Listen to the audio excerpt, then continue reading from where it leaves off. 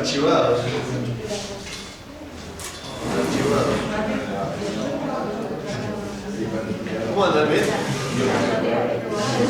Hola, hola. Bueno, lo conozco, ¿no? Tenemos acá equipete. Ah, es todo. Es con micrófono la cosa. No, luchamos por el. Estamos trabajando. Estamos trabajando para usted. Vení, sentate por acá. ¿Sí? Pero no son 90 chicos. Así como nosotros. No, ahora no.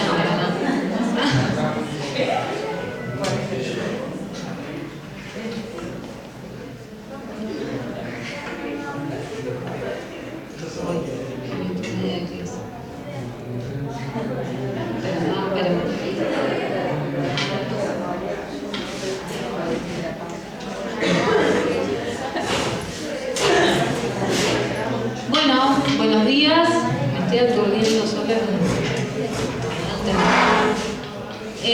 Bueno, como habíamos charlado, hoy tenemos a Ignacio Gorriti y a Pamela Pamer que nos acompañan para contarnos un poco sobre cómo es esto del vínculo con los pacientes. Les hemos comentado a los chicos las preguntas que habían elaborado ustedes, ¿se acuerdan? Para la entrevista. Eso va a ser un poco lo que guíe la conversación. La idea es conversar un poco, ahora ellos se van a presentar porque seguro lo hacen mejor que yo. Y después si alguno quiere hacer una pregunta, levanta la mano y lo hacemos, ¿sí? Va a haber un espacio también para eso. Bueno. Aprovechen, sí. Pero bueno. Sí, hay algunos, pero todo el año. Ya los conoce Ignacio. Bueno, les doy la palabra a los chicos. Yo arranqué con un ahí. El tema del micrófono ya me pone nervioso. Realmente doy clases sin micrófono. Bueno, algunos me conocen, otros no me conocen. Yo soy médico. Mi nombre es Ignacio Gorriti. No, realmente no. Soy más rústico. Soy médico, soy docente, soy papá, soy de todo un poco. Fui instructor de kitesurf también, me interesa. Pero como parte de mi currícula pedagógica. Y bueno, hoy me dedico a la docencia, ¿sí? Y a hacer diagnóstico por imágenes. Mi historia en la medicina es interesante porque mi papá es médico, tengo una mochila interesante de arriba que me la saqué, me la volví a poner, y después si quieren les cuento. Arranqué mi carrera en la UBA, me quise ir, nunca me fui, me enamoré de la UBA y me quedé. Y bueno, después hice una residencia corta, porque no la terminé, en cirugía, de 2 años. Mi papá es cirujano, claro. Mi papá tenía que devolver algo. Mi papá es cirujano. Es buenísimo. Es buen cirujano. Así que no la terminé. Y me volqué a la tecnología. Porque siempre me gustó la tecnología, soy medio ñoño en ese sentido. Entonces tenía que buscar una forma de hacer medicina, de vincularme con los pacientes y al mismo tiempo tener un dispositivo que me permita desarrollar mi ñoñez, ¿no? Y bueno, el diagnóstico de imágenes hoy en día es algo que te da esa posibilidad. Así que bueno, y me gustó el ultrasonido, me dedico exclusivamente a hacer diagnóstico por ultrasonido. ¿Sí? Diagnóstico de todo. ¿Sí? La ecografía no solamente se usa para diagnosticar el embarazo, ¿no? Sino que hoy en día se utiliza para todo. ¿Sí? La ecografía y la placa de tórax frente y perfil, sí, es moneda corriente. Pero bueno, así es un resumen muy chiquitito de quién soy yo ahora, qué raro, ¿no? ¿Quién es uno? ¿O qué es uno? ¿Qué sé yo? Uno va variando a lo largo de su vida. Y no soy yo el mismo que fui hace ¿Está bien? Con eso vas a tener que convivir. Sí, totalmente. Así que vayan haciéndose la idea de la vida y larga. Pero es bonita, es bonita. ¿Pame? ¿Vamos? La pregunta después, ¿no? ¿La pregunta van después? Me estoy peleando con la computadora. Sí, dale. Para mí, No. Mi cerebro en tu computadora, que no es tu cerebro en la computadora. Hola, buen día. Creo que con ustedes tuvimos una clase en el curso introductorio, ¿no? ¿No? Recuerden, qué bueno. Bueno, mi nombre es Pamela Pamer. Ante todo soy un ser humano y eso me costó los 45 años que tengo aprenderlo. Estudié kinesiología hace mucho tiempo y después después de la concurrencia hice una especialidad en osteopatía. Así que sería una kinesióloga, licenciada kinesióloga fisiatra certificada en osteopatía. Ese es el título académico. Estudié en la Universidad de Buenos Aires y parte de mi formación de posgrado la hice en España por 2 años y después la completé en Buenos Aires. Y bueno, y un montón de cosas en el medio.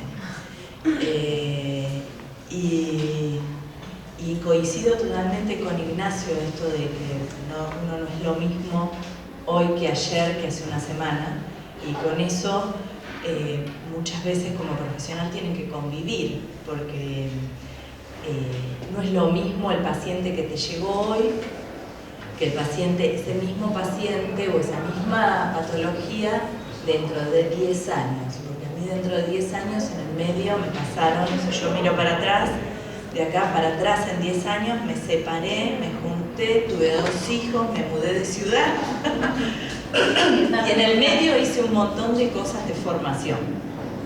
Entonces la mirada de hoy no es la misma que la de hace 10 años.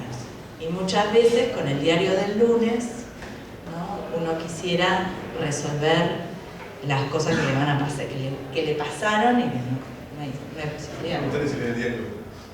No. Es un dicho Bueno. que significa que si ustedes compran el diario el lunes, pues ya saben todo lo que pasó. Claro, sí. Es como si leyeran la página 300 del libro, ya saben, ¿no? Entre lo que la página 1 y la página 300 en el medio. No seas malo. Ya Hay algunos se informan. Bueno, el diario no se te va. Preguntale a Alicia de la Bota. Bueno, pero es un diario digital. Ya sé, bueno. Bueno.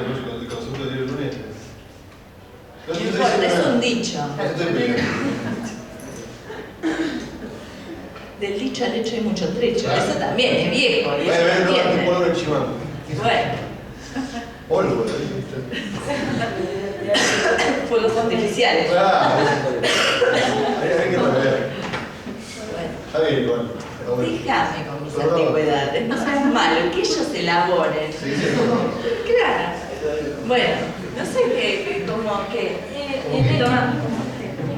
En esto, ya que plantearon, arrancamos con los cambios, ¿cómo ha cambiado entonces para ustedes sus primeras experiencias dentro del campo profesional al día de hoy, por ejemplo? O sea, ¿ha cambiado, no ha cambiado?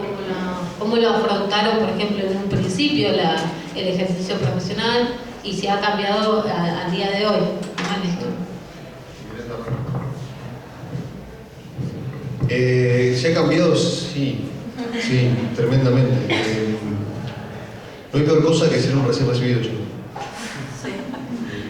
O sea, lo peor que te puede pasar, Uno cree que ya listo, sí. claro, es lo peor que te puede pasar es tener el papelito maravilloso que es el título. Sí, ¿ahora qué hago? ¿Y ahora? No sé nada, me quiero ir y te empiezan a agarrar un par de. O sea, como que no sabes qué hacer, quiero ponerte un bar en la playa, no, bueno, me dedicar a esto porque no puedo. Porque no sabes nada. Sí, entonces dices, tanto tiempo, ¿para qué? ¿Para que me pase esto? Sí, es así. Y te da la pauta en definitiva de que en realidad eso te pasó toda la carrera, lo que pasa es que no te das cuenta. Yo siempre le digo a los chicos que en realidad esto es una cajita. Es una cajita armada, pensada y diseñada para que ustedes y nosotros en su momento adquiramos algunos conocimientos como para luego poder afrontar situaciones y poder resolver problemas. Nada más. Y como toda cajita está armada por personas. ¿Sí? Entonces, cuando salís de la cajita, ¿sí? Y yo tomo la vida como una sucesión de cajitas, ¿sí? Que uno sale de la cajita y se queda, ¿y ahora qué hago? ¿Sí? Como mi hijo que nació hace un mes y medio y claro, tira los brazos así, no toca nada y se pone loco, porque estuvo 9 meses apretado así que no tenía contenido. Más o menos es lo mismo. Bueno, cuando se reciben es así o peor todavía, porque te meten en cara, por lo menos a mí. O sea, si te lo mandás, claro, yo estoy contemplado en la ley 17132, ¿sí? Que están contemplados ya. Entonces, donde quieren formar la praxis, impericia, imprudencia, etcétera, etcétera, entonces te la mandás y se juega en cara. Entonces, no sé, ¿qué hago? No hago nada, hago todo, ¿qué hago? En total. Bueno, esa. ¿Una decisión o no? Claro. Y este paciente, ¿qué sé yo? Bueno, pasa eso. Doctor, me duele la cabeza. Y arregla así, señora, qué sé yo. Bueno, te pasan esas cosas. Por suerte en la medicina tenés la residencia y un montón de formas en las cuales vos podés cometer ciertos errores y estás, si se quiere, avalado por un grupo de personas profesionales médicos que te van a salir a ayudar, te van a bancar y demás. Entonces, bueno, pero es difícil entrar en ese juego, en el juego de la responsabilidad. Principalmente de responsabilidad. Sí, porque ellos de responsabilidad no saben un carajo. Claro, entonces eso. Y la responsabilidad, en definitiva, yo creo que es parte de la libertad. La libertad es la que te marca cuándo responsable sos o no sos. A mayor libertad, mayor responsabilidad. ¿Sí? Acá, por eso te digo, las cajitas, ¿sí? Son restrictivas. Las cajitas te quitan libertad. Por más que ustedes estén en la universidad y están aprendiendo un montón de cosas, cuando llegan al límite de la cajita y ya se terminó. ¿Sí? Y te marca el límite. Como tenés límites, es la responsabilidad mínima. O es la responsabilidad que esa cajita te permite. Cuando salís, no tenés más cajita, tenés una libertad enorme, puedes hacer lo que se te cante. Y ahí lo quiero ver. Entonces, la idea creo que el proceso universitario, más allá de aprender anatomía, fisiología, histología, biología celular, clínica médica, kinefilaxia, de todo, ¿sí? Es aprender un poco también a no morir en el intento cuando salís de la clínica, ¿sí? Y eso es lo que tiene que también focalizarse. No solamente aprender a estudiar, no solamente a memorizar los contenidos y comprender los contenidos, sino que además tienen que aprender a ser profesionales, que eso es muy difícil. Pero se puede, nadie murió. No pongo la mano en el fuego por nadie, hay algún caso que vaya muerto en el intento, pero en general nadie muere en el intento de ser profesional. Yo no muero, sinceramente. Sí. No, a mí me parece súper interesante esto de... me cuesta esto del sentado.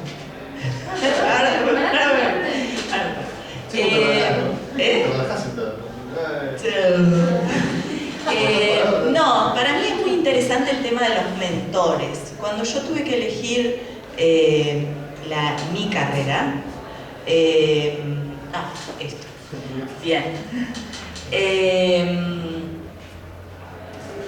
Yo siempre hice actividad física y siempre estuve al lado de un kinesiólogo porque tuve una escoliosis terrible desde la niñez, entonces siempre, de toda la vida, desde los 8 años, al lado de un kinesiólogo haciendo actividad física y qué sé yo, más las actividades físicas que hacía de forma competitiva. Natación, atletismo, patín, danza. Sí, mucho. No me quedaba tiempo para otra cosa. Esa era la idea, sí. Y entonces, cuando tuve que elegir la carrera, que estuve entre educación física y kinesiología, era estudiar educación física en el profesorado de educación física en Viedma o irme a Buenos Aires a estudiar kinesiología. La verdad que al principio dije, no, me quedo en mi casa, estudio educación física, veo cómo es. Y mi mamá, mi mentor en ese momento, me dijo, mira Pamela, ¿vos querés estudiar educación física para qué? Y para tener un gimnasio, porque la verdad es que el trabajo en la escuela a mí no me gusta. Dice, pero para tener un gimnasio, ¿no probás generar un salto más, tener un poquito más de vuelo académico, de trabajo un poquito más interdisciplinario, de tener quizás un poquito más de, entre comillas, poder para la decisión? Y eso también te va a generar más independencia. No me lo dijo en estas palabras, pero bueno, más o menos, por ahí. Entonces, bueno, decidí estudiar kinesiología. Es una carrera que amo, que me encanta, y le hice caso a mi papá. Mi papá dice que la universidad no te enseña, te forma. Entonces que hay que salir rápido de la universidad. Entonces hice mi carrera de 5 años en 4 años y 3 meses. Rendí libre, me dediqué, ¿sí? Hice práctica, y lo que más me sirvió para tener seguridad, para tener libertad, para tener capacidad de elección, fue siempre buscar un mentor, una persona que me enseñe, ser discípulo de alguien. Y ese alguien lo fui eligiendo diferente si me daban la posibilidad de, ¿no? Entonces, en una primera época fue un profe de educación física que también era kinesiólogo, que yo trabajé para él siendo secretaria de su consulta, y entonces veía cómo laburaba y le atendía su agenda y organizaba los congresos que él organizaba, y yo aprendía. Eso durante la etapa universitaria. Después me presenté para el examen de residentes, gané la residencia, renuncié a la residencia porque yo no quería el hospital que me había tocado. Quería ir a otro hospital que me gustaba más el equipo de kinesiólogos que había allí, y en ese hospital no había residencia, había concurrencia. Entonces me plegué a la concurrencia, me fui al régimen de concurrente. Hice la concurrencia en ese hospital, en el medio, bueno, armé una cátedra paralela de quirúrgicas porque odiaba la cátedra que había en la universidad. Entonces dije, no puede ser, hay que cambiar, hay que darles otro enfoque, no puede ser que esto esté tan estructurado, hay que darles más hospital, hay que trabajar. Armemos una cátedra paralela. Bueno, pero no te van a pagar. Bueno, no importa. Denme el puesto, ¿no? Y peleamos con Osemani por el puesto para tener una cátedra paralela. Y ahí fue cuando aprendí con José Osemani un montón de cosas que tenían que ver con la kinesiología deportiva que a mí me interesaban. Y me pegué a una médica y a un biomecanicista que había en el CENAR, en el Centro de Alto Rendimiento Deportivo, que ahora creo que se llama Elena. Claro, bueno, antes era el CENAR, Centro de Entrenamiento de... Reducción del presupuesto. Sí, de bajar la letra. Y ahí estuve en el departamento de biomecánica del Centro de Alto Rendimiento, y a su vez con Osemani en el hospital, con Gabriela Naranjo, que ahora Gabriela está como segunda de Busquet. Busquet es un autor que lo van a leer más adelante, que habla sobre cadenas dinámicas de movimiento. Ella después se fue a España y bueno, está viviendo allí ahora. Y después de Osemani me fui a España, porque dije, bueno, no me alcanza, me voy. No, mentira. Terminé. No, mentira, no fue así. Terminé la concurrencia. Quien era mi pareja en ese momento tenía que hacer un disco y lo contrataron en España por 10 meses. Yo no me iba a quedar en Buenos Aires. Me fui. Y cuando me fui, me aburrí. Y entonces dije, algo tengo que hacer. Entonces llamé a un tercer mentor que encontré, que es una señora muy mayor, que se llama Laura Legal. Le digo, Laura, ¿qué hago? Porque yo sé que vos estás armando un cursito en Buenos Aires. Recién empezaba el mail, estoy hablando del año 99, sí, principio del 99. Entonces eran frases cortas, ¿no? Frases cortas y rápidas, porque era un coin, una moneda, 3 minutos de internet. Una moneda, 3 minutos de internet.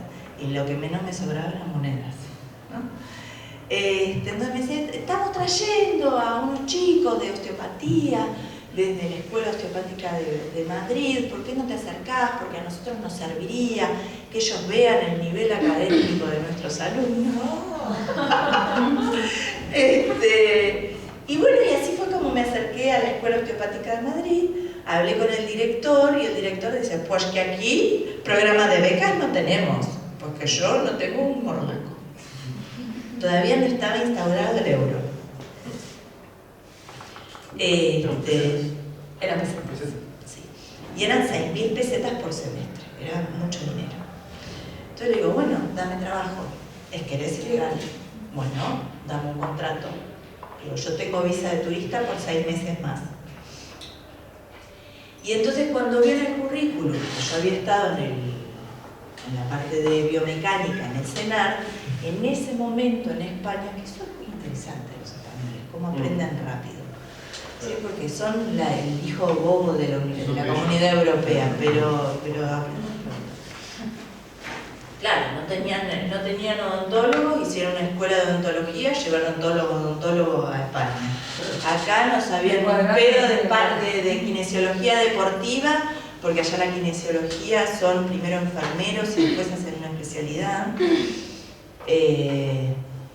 Y bueno, y se llenaron de gente de Rusia, de Alemania, de Estados Unidos, algunas personas que fueron desde Argentina y aprendieron cómo es la kinesiología deportiva. Bueno, me contrataron ahí en el departamento de biomecánica de la universidad y con eso, y me dieron un lugar en el campus. Entonces no pagaba hospedaje y tenía el dinero de dar clases y con eso vivía con mi marido y yo, mi pareja y yo, y él tocaba los fines de semana en diferentes lugares de España y yo para las fallas me iba de fallas. Las fallas son los fines de semana largos. Así que así recorrí Europa, dormía dentro de un traje de oso, una vez en Toulouse. Y bueno, y volví. Y cuando volví, con prácticamente la formación de osteopatía hecha, volví a conectarme con Laura Legal y Laura me dijo, necesitamos ayudantes. Digo, yo necesito terminar la carrera. Digo, pero recién vuelvo. Esto era septiembre del 2001. Argentina se incendiaba. Y yo volví con el avión vacío. Mi pareja en ese momento durmió en los asientos de 5 de la mitad del avión, en una fila y yo en la otra. Nada, llegamos, era un desastre. Te pago con gallinas, con ticket de restaurante, con ticket canasta, ¿te acuerdas? Con vales de trueque. Y bueno, y así, de nuevo, me puse al lado de Laura Legal y terminé mi formación en osteopatía. Y bueno, fui haciendo práctica y volví al hospital. Pero a hacer osteopatía, no a hacer kinesiología. Entonces empecé a armar dentro del hospital, dentro del servicio del hospital, un departamento de osteopatía. Entonces atendía a las mujeres pre y posparto, a los niños recién nacidos los revisaba por las plagiocefalias. Empecé como a armar todo un espacio que no existía dentro del servicio. Y gracias a esta comunicación con España y lo que yo había aprendido en España, armamos Ateneo con la web de Hospitales del Mundo. Y hacíamos una vez por cada 3 meses un Ateneo mundial. Es muy interesante. Y eso quedó en el hospital. Y de hecho ahora vuelvo la semana que viene a presentar un caso en un congreso interhospitalario que con Gonzalo Negro presentamos el caso a través del Hospital B. Entonces creo que también es importante, más allá del ímpetu o las ganas que ustedes le pongan a la profesión, que es súper importante, a mí me sirvió mucho ponerme al lado de alguien que sabe más que yo, que tiene más años, que conoce más la profesión, que sabe hasta dónde, cómo y de qué manera, ¿no? Y te enseña a cometer menos errores. Porque los errores los cometemos todos. Así que bueno. Y en ese sentido, por ejemplo, ¿hay diferencias entre los pacientes que se atienden en el hospital, por ejemplo, que en otro ámbito? Escuchando la voz. No, yo puedo hablar acá. La variabilidad de pacientes es... hay tantos pacientes como personas. Es cierto que los ámbitos donde uno se maneje apunta a una población determinada. Por la accesibilidad que tiene esa población al lugar donde uno trabaja. Y si quieren me voy más allá y empiezo a hablar del sistema capitalista, de filosofía económica. Pero... No, estamos en psicología. bueno, que no tiene nada que ver. Preguntale a Malthus. No, todo tiene que ver con todo, pero bueno. Preguntale a Malthus cuando habla de Malthus. De socioeconomía evolutiva del siglo XVIII. Hemos visto parte de la influencia de otros factores más allá La teoría evolutiva de Darwin básicamente fue tomada por Malthus para justificar el capitalismo salvaje del siglo XVIII y XIX, basándose en la supervivencia del más alto. Exactamente. Darwin simplemente escribió, hizo una teoría de la evolución que es, hasta el día de la fecha se adapta maravillosamente a la naturaleza y lo cual es cierto. Pero el ser humano no es. El ser humano dio su salto evolutivo por una cuestión que todos conocemos y es la capacidad de comunicarse. El uno con el otro, ¿sí? La dialéctica simbólica. Sin esa capacidad de comunicarse y sin esa capacidad de cooperatividad que pudo adquirir el ser humano, no hubiésemos llegado ni cerca de estar en la cadena evolutiva como todos hoy, o sea, siendo es una forma de decirlo, los seres más inteligentes, ¿sí? Porque no hablas del fin. Y que dominamos, bueno, preguntaron a los delfines, ¿qué piensan de nosotros? Bueno, pero en realidad lo que pasa es eso. Nos hicieron creer que los humanos también nos adaptamos a la ley evolutiva de la supervivencia del más apto. Y si ustedes se ponen a mirar un poquito a su alrededor, estamos fritos. No es así. En realidad somos los gusanos de la tierra y la vamos a hacer mierda. Pero pues nos hicieron creer eso. Cuando nos damos cuenta de que no es así, por ahí vamos con la pregunta. Pero es que está presente al momento de vos recibir un paciente, entonces totalmente. tenés en cuenta que es producto de una historia, de un contexto, Totalmente. de sociedad. Y vos también. Sí. Los pacientes cambian y cada paciente es único. Así como cada vez que vos recibís un paciente, vos sos único en ese momento. Sí, por ende, no hay una forma ni una regla a la hora de recibir y hablar con un paciente. Más allá de que de repente nosotros en algún punto, porque la profesión que tenemos nos obliga, debemos ser un poco técnicos, ¿sí? y abordar al paciente desde un lugar mecanicista, si se quiere, y biologicista, para resolver un problema biológico. Pero no podemos estar exentos ni hacernos los salames ni mirar al costado de lo que envuelve a todo ese paciente, ¿sí? Más allá de lo biológico. Yo tengo un profesor que decía, y dice que, sí, todavía dice aún, es un señor muy grande, yo siempre dije que los médicos, mientras más viejos somos mejores médicos. Más allá de, no porque sepamos más de medicina, sino porque somos más humanos. Y leemos más otras cosas que no son de medicina. Porque te quitas la que te empezás a poner No, eso es. el sombrero. Ah, claro, exactamente. Pero en realidad lo que pasa es que el médico empieza a ver que no solamente somos un cacho de carne con órganos y demás, empieza a pensar en otras cosas.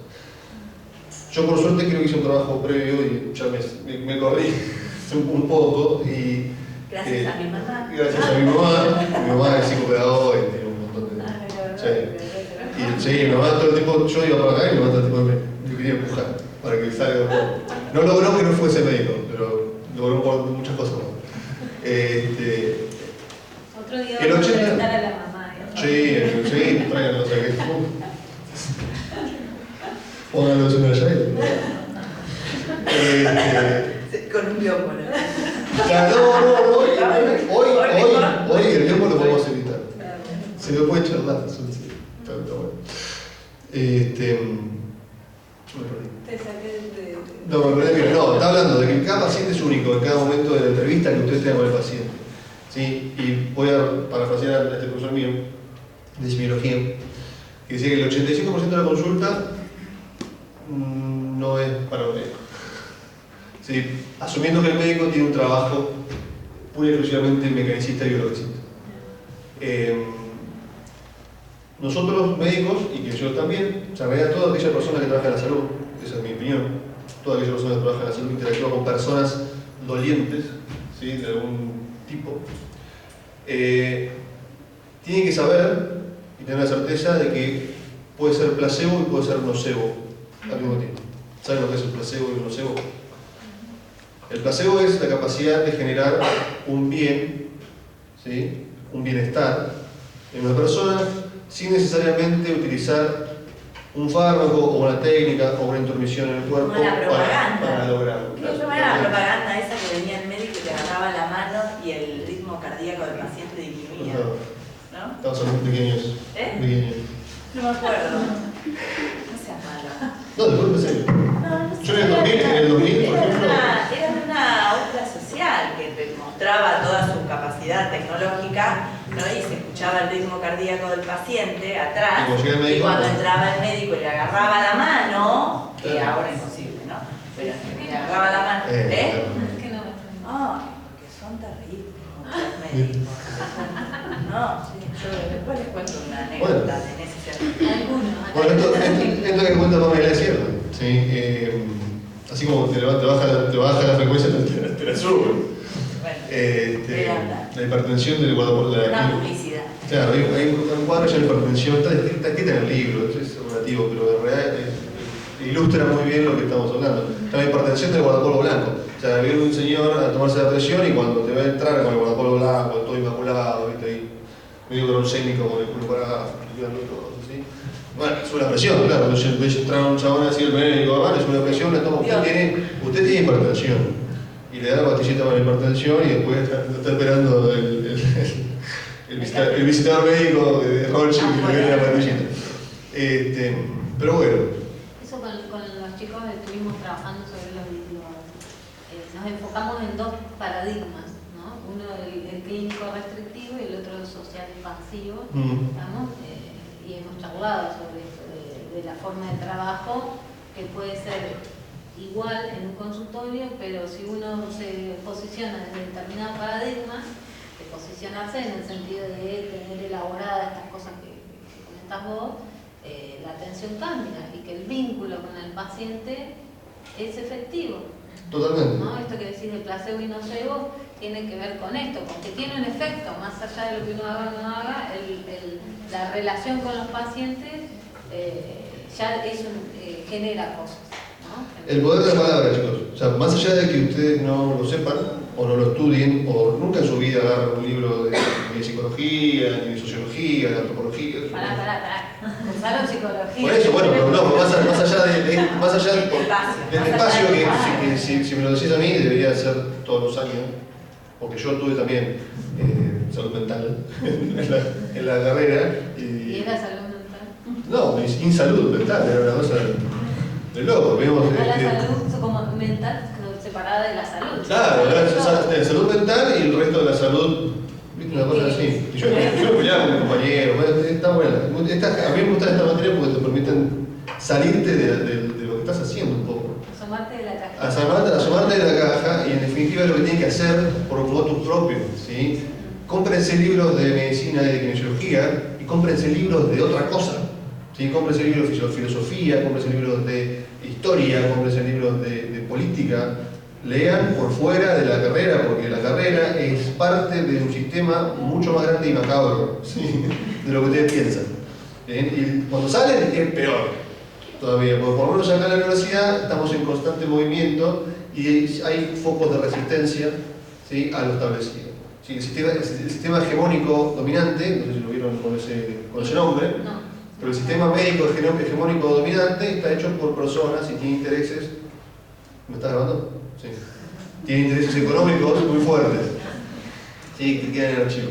Y eso es cierto, ¿sí? Eso es cierto y no estamos exentos, ninguno de nosotros, ni los pacientes, ¿sí? Ni los pacientes. Llega un paciente que está preocupado porque no se podía comprar el auto que quería comprar. Pues sí, maestro. Lo hemos visto en introducción también, esto de que por ahí el paciente viene y le exige un estudio médico. O exige el traslado en ambulancia cuando no lo necesita, ¿no? Eso también tiene un costo y un efecto y implica una responsabilidad profesional ahí en plantear que si eso no es necesario, ¿no? Aunque el paciente no esté de acuerdo. Totalmente, sí. Y ahí se dirime el punto de vista del paciente, el punto de vista del médico y el sistema. Ahí acá hay son tres participantes, ¿sí? Y la ética, un poco la ética médica, profesional y la moral son coyunturales, digamos, son del momento en que te toca. Entonces, esos tres personajes, esas tres patas de la mesa, se tienen que poner en juego a la hora de tomar una decisión. Lo que el paciente te pide, lo que el médico te puede ofrecer y lo que el sistema te permite hacer. ¿Sí? Son los tres, digamos, las tres patas que tienen que conjugarse para que todo salga bien. Es dificilísimo, ¿sí? Es dificilísimo, es una cosa muy compleja. Entonces, por eso, uno tiene que tener personalmente, ¿sí? Como profesionales, lugarcitos de resistencia para poder establecer este vínculo con el paciente y la capacidad terapéutica que uno adquiere, ¿sí? Es mucho mayor, sin pastillas. Sin pastillas. ¿Cuándo fue? Voy a contar esto porque es maravilloso. Escúchenlo. Yo hago ecografía. ¿Alguien hizo ecografía alguna vez? ¿Una ecografía? ¿Alguna chica se ha hecho alguna ginecológica? ¿Algún chico que tuvo un desgarro se lo ha hecho también? Bueno, la ecografía es un momento en el cual yo me siento en un ecógrafo, lo prendo, es muy operador dependiente, depende mucho de la capacidad mía de hacerla la ecografía. No es como una tomografía o una resonancia que por vos te mandan ahí, después salen todas las fotitos. Este es un estudio un poco más dinámico y operador dependiente. Entonces, vos te tomás tu tiempo. Yo tengo 20 minutos, media hora, 45 minutos con un paciente tratando de ver a través de un aparatito qué es lo que tiene o si es que tiene algo. Bueno, llega un señor de unos 75 años, más 80 años, con su mujer de 99. Era muy grande. Era muy grande la señora. Sí, la señora era más mayor que su marido. Su marido llega a hacerse una ecografía vesicoprostática, que es una ecografía de vejiga, vías urinarias y próstata. Se ve que el señor estaba orinando poco, estaba teniendo síntomas de hiperplasia prostática benigna, según el médico que me mandó la orden. Y su mujer, bueno, el hombre se sienta, se pone en la camilla, yo empiezo el estudio y empiezo a charlar con su mujer porque el hombre tenía un audífono, no escuchaba nada, entonces yo le decía a la mujer le decía, viejo, haz esto. Entonces era toda una especie de trilogía se me había armado ahí. Cuando la veo a la señora tenía una biparesia izquierda, ¿verdad? Que es una paresia facial, ¿sí? Con el famoso signo en raqueta, ¿sí? Con la raqueta que queda chiquitita acá, caída de un lado. Bueno, el estudio o sea, la ecografía vesicoprostática consta en un momento de que el señor tiene que agarrar, una vez que yo termino de hacer ciertas mediciones, ir al baño del consultorio, hacer pis, todo el pis que pueda y volver otra vez a la camilla. Generalmente en estos pacientes que son pacientes dañosos, que tienen la próstata ya agrandada, tardan media hora en el baño, ¿sí? Haciendo pis, incluso a veces tenés que ir, está bien señor, no pasa nada. No conozco casos en el que nadie haya salido del baño todavía, pero puede pasar. Bueno, en ese tramo yo me quedo haciendo otras mediciones que ya con imágenes guardadas, escribo con la computadora y mientras tanto charlo con la señora. Y yo Estaba sentado mirando al monitor del ecógrafo, la señora estaba al otro lado de la camilla y empiezo a hablar con la señora, y no recuerdo la conversación exacta, pero empezamos a hablar de, le pregunto qué le había pasado en su cara. Y me empezó a contar que en realidad no sabía, que una vez se levantó así y nunca más le volvió la cara igual, y que se hizo tomografía de resonancia, que resonancia fue al neurólogo, y no saben cómo. Entonces yo empiezo a preguntar de dónde es. Y era de los menucos. Y empezamos a hablar de. Yo, a ver, miren cómo es, ni siquiera la miraba.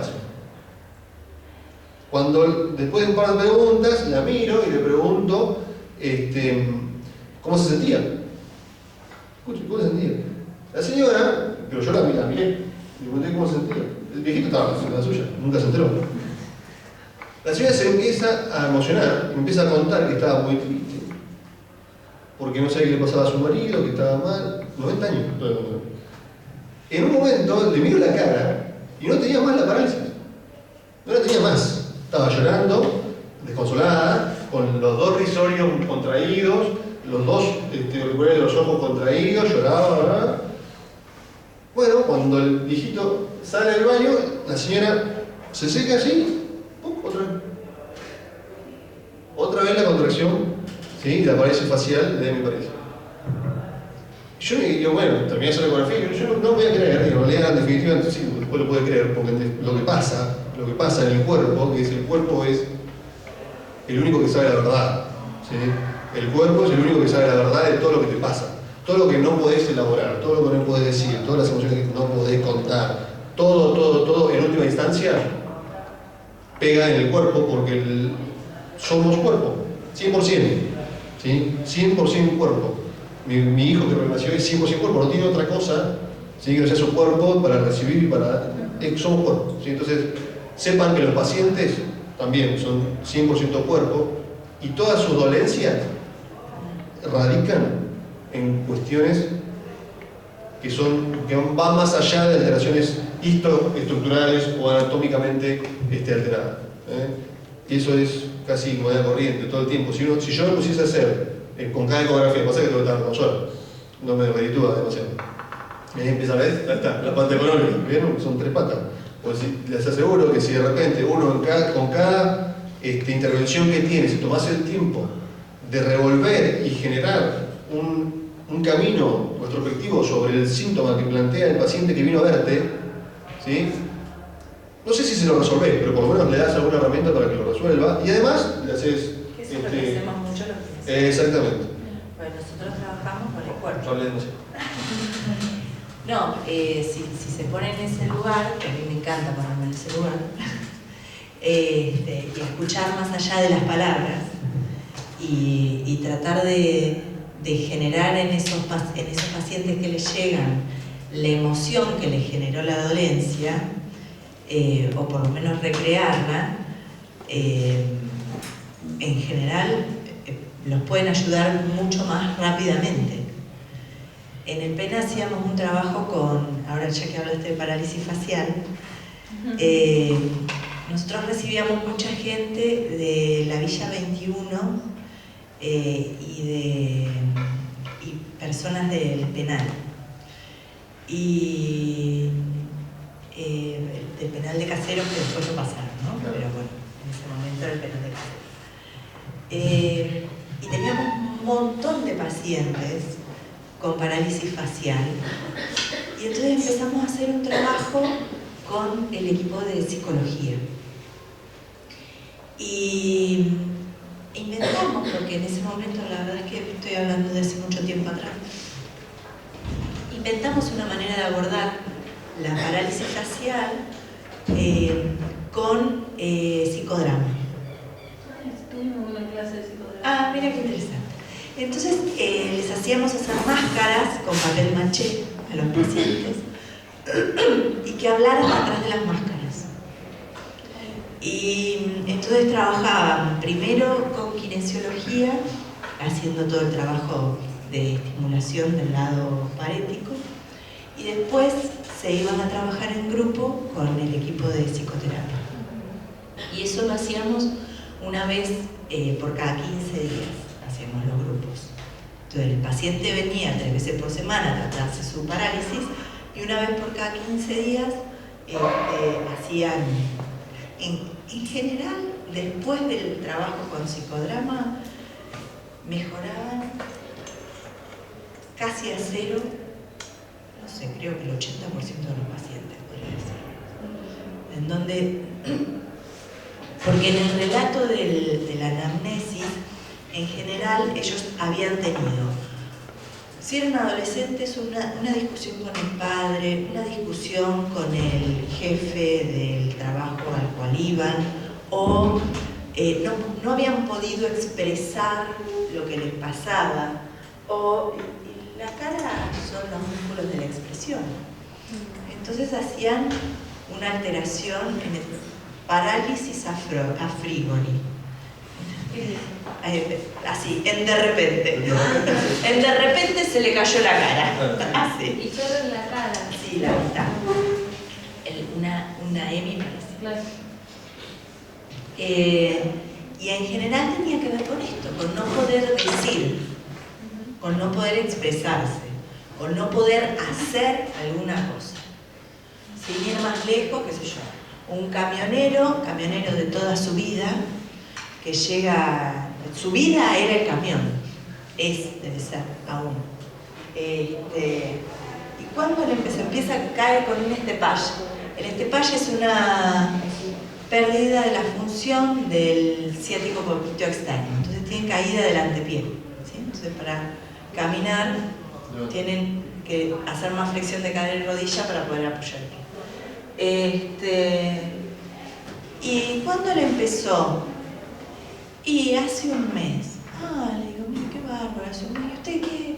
Y le empezó así de, sí, tuve un dolor muy grande en la pierna y después, le digo, qué bárbaro.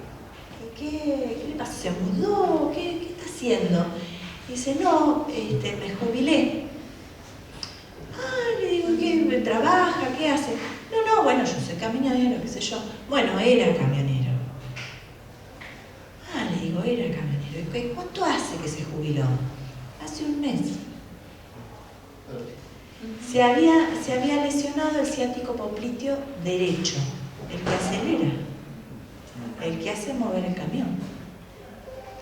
Entonces, cuando ustedes se encuentran en el diálogo o en la charla y se toman el espacio para poder escuchar y no para decir lo que quieren decir, ¿sí? Y usar las 2 orejas, ¿no? Porque mi abuelo me decía, Pamela, Dios te dio 2 orejas y una boca para que escuches el doble de lo que hablas. Bueno, entonces cuando se posicionan a hablar y a escuchar, y pueden escuchar entre líneas, el paciente puede resolver su dolencia más rápidamente.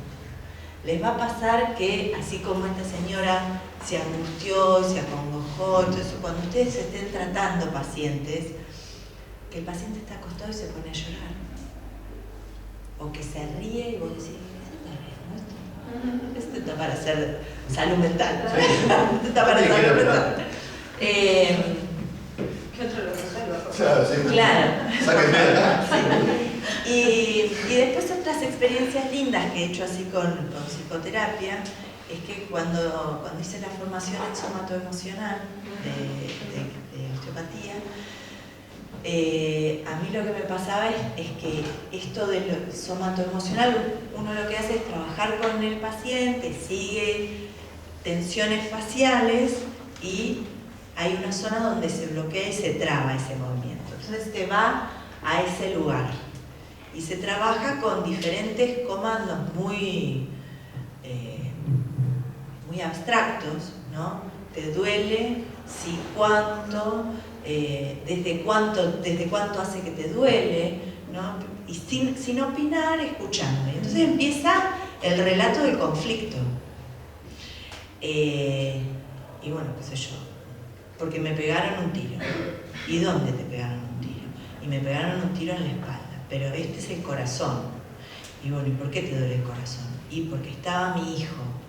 Y bueno, ¿y por qué está? Bueno, y empieza el relato, el llanto, la angustia, la desesperación, se empiezan a replegar, es muy impresionante, se empiezan a enroscar, a replegar, como a desenroscarse de eso que está todo enroscado, que es facial, ¿no?